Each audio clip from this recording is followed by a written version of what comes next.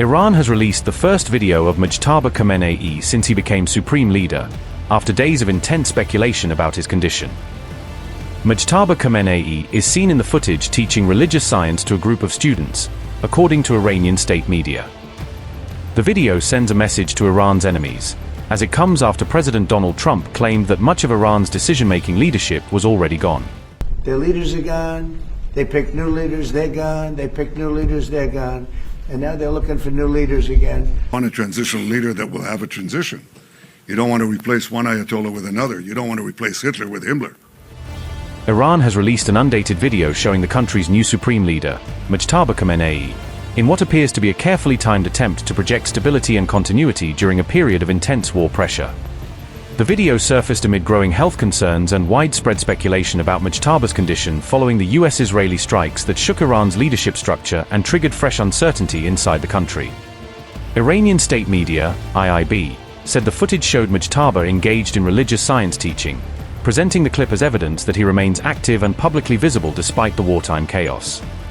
Mojtaba had been feared injured after the joint U.S. Israeli strikes that killed his father Ali Khamenei, a moment that dramatically escalated both the conflict and the scrutiny surrounding Iran's succession.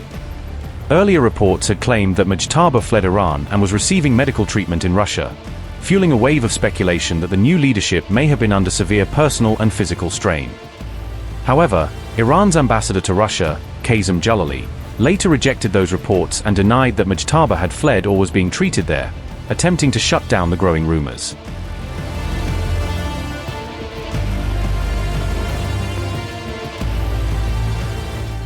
Notably, death rumors also erupted around Israeli Prime Minister Benjamin Netanyahu as Iran's repeated attacks continued to unsettle Israel and trigger a flood of speculation across social media. After several video appearances seen by supporters as proof that he was alive, Netanyahu on March 19 held a press conference during the war, appearing in person to silence the rumors more directly. During that press briefing, Netanyahu said it was still too early to speak about regime change in Iran, signaling caution even as the conflict continued to intensify on multiple fronts. It's just the beginning. The death cult in Iran is trying to blackmail the world by closing a key international maritime route, the Straits of Hormuz. It won't work. Israel is helping in its own way, and intel and other means, the American effort to open the Straits of Hormuz rather. But I want to ask you to imagine how the Ayatollah regime would be able to blackmail the entire world if they had ballistic missiles with nuclear warheads. Just imagine what they would do. Look at what they're doing now and imagine what they would do if they had ballistic missiles, international range ballistic missiles, and nuclear-tipped warheads. Just imagine what a great threat that would be. So today, Israel and the United States are protecting America, Israel, the entire Middle East, but I venture to say the entire world. Despite the fake news that is unfortunately being spread since the start of the war 20 days ago, we are winning and Iran is being decimated. Iran's missile and drone arsenal is being massively degraded and will be destroyed. Hundreds of their launchers have been destroyed. Their stockpiles of missiles are being hit hard, and so are the industries that produce them. That's important.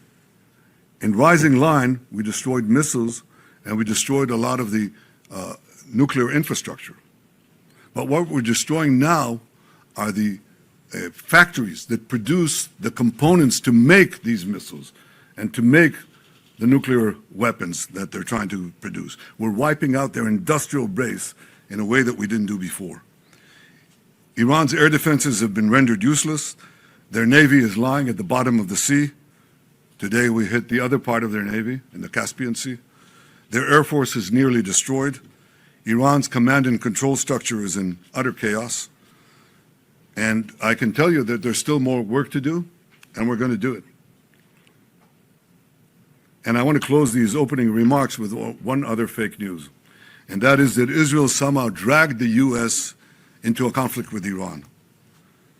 Does anyone really think that someone can tell President Trump what to do? Come on. President Trump always makes his decisions on what he thinks is good for America And may I add, I think what is also good for future generations. The world owes a debt of deep indebtedness to President Trump for leading this effort to safeguard our future. You want a transitional leader that will have a transition. You don't want to replace one Ayatollah with another. You don't want to replace Hitler with Himmler. So I think the question is, will the conditions be created for such a change? I think it's too early to say. And I think in the final account, as I said, it's up to the Iranian people to show that, to choose the moment and to rise to the moment. We can create the conditions, but they have to, they have to explode those conditions at a certain point. It is often said that you can't do revolutions from the air. That is true. You can't do it only from the air. You can do a lot of things from the air, and we're doing, but there has to be a ground component as well. There are many possibilities for this ground component, and I take the liberty of not sharing with you all those possibilities. I think that those are goals that are achievable, but I'm not going to put a schedule or a stopwatch on it. I think we have goals that have to be achieved, and we're not counting the days. But I will say this canard that we drag the United States into it is not just a canard, it's ridiculous. It's just ridiculous. I mean, I think President Trump said it best, and I said it as well many times. There's always a danger in acting.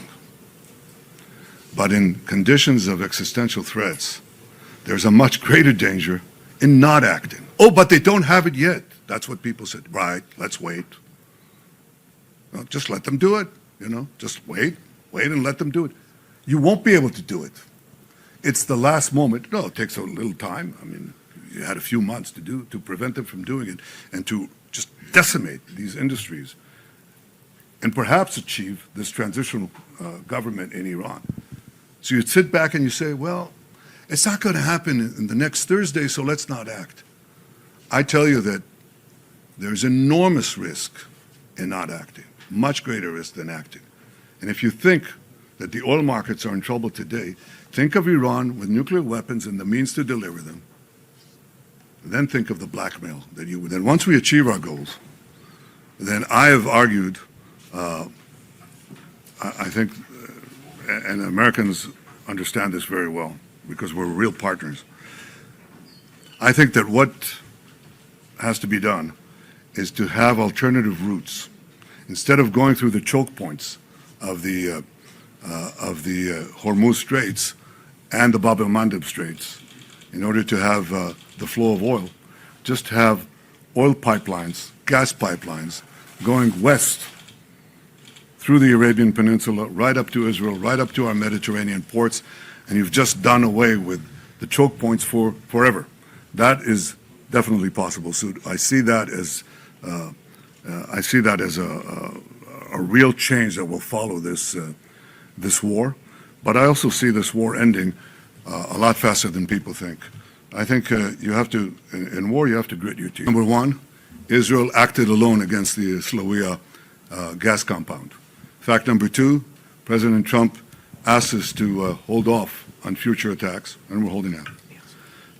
What do we see? What happens if are there any signs that the Iranian regime is cracking? A lot of signs. A lot of signs. I wish I could divulge all of them, but I see that. But will I tell you, will I commit right now that it's going to collapse? I can tell you that we're working to create the conditions for it to collapse, but it may survive, it may not. If it survives, it'll be a lot weaker. There's no comparison. It'll be at its weakest point, shorn of industries that it built over decades, death industries, shorn of many other capabilities that they have, and equipped with the experience, with the knowledge that if they try it again, they'll be hit again even harder. I'm not sure who's running Iran right now. Mojtaba, the replacement Ayatollah, has not shown his face. Have you seen him? We haven't. And we can't vouch exactly what is happening there. There is a cloud here that's not clear. What we see is that there's a lot of tensions inside the people who are edging for the top, It's not a uniform position. You see that sometimes with the contradictory orders that are given. You know, they do one thing and then they withdraw it and so on. I think it's important that they know that if they think they're going to target the world, target the President of the United States and so on, they themselves are being targeted. That creates a lot of uncertainty. We've found that that can have an effect. The removal of Nasrallah has never been really been replaced, because some people are not replaceable. I think the authority and the hold that Khamenei has had is not going to be translated to anyone, not to Mojtaba if he's there, and not to anyone else. But I think this is part of the effort to crack the regime. It's not going to happen in one day. We're 20 days into this war. Yes, we're seeing cracks. We're seeing cracks, and we're trying to propagate them as fast as we can. He's the leader. I'm, his ally. America is the leader. Israel is, as the National Security Memorandum described us, I think a month ago, 6 weeks ago, I think, something like that. They called Israel the model ally. That's how they call it, the model ally. It's not a superpower, but America is seeking around the world, and you hear it from the speeches of President Trump and others in the administration. They say, where are you?